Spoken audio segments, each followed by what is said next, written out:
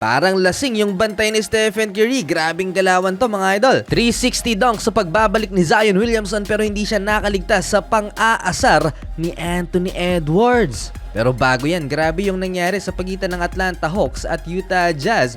Naitabla na sana ni Colin Sexton ang laban sa 121. Kala ng mga fans mag-go overtime. Pero Trae Young from half court buzzer beater game winning 3-pointer. Tapos ang laban. Sabay babay sa mga fans mga idol. Miami Heat versus Golden State Warriors. Nag-airball kagad itong si Stephen Curry at nadapa naman si Draymond Green.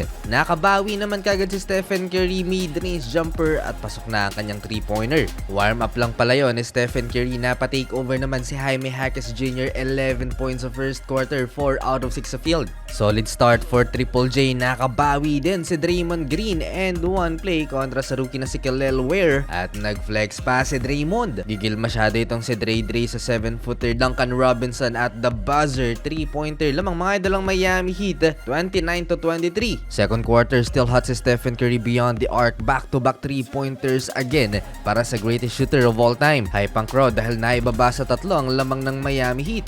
Kulang sa tulong si Stephen Curry, nag-run na naman ng visiting team at umabot pa ng 15 points ang kanilang lamang sa Dub Nation.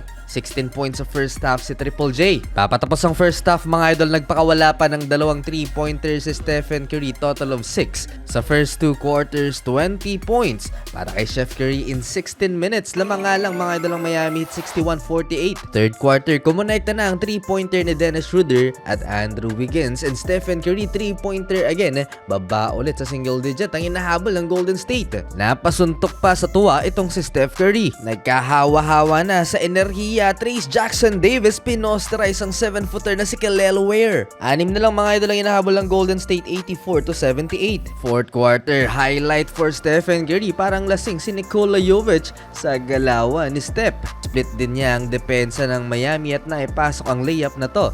No Jimmy Butler, no problem para sa Miami Heat. Muli na namang umabot ng double digit ang lamang ng visiting team. Parang pinapaasa lang ang Golden State Warriors. Last 3 minutes, 16 points na ang hinahabol ng Golden State. Hindi nila mapigilan ang opensa ng Miami Heat. Sa huli, panalo ang visiting team, talo ang Golden State.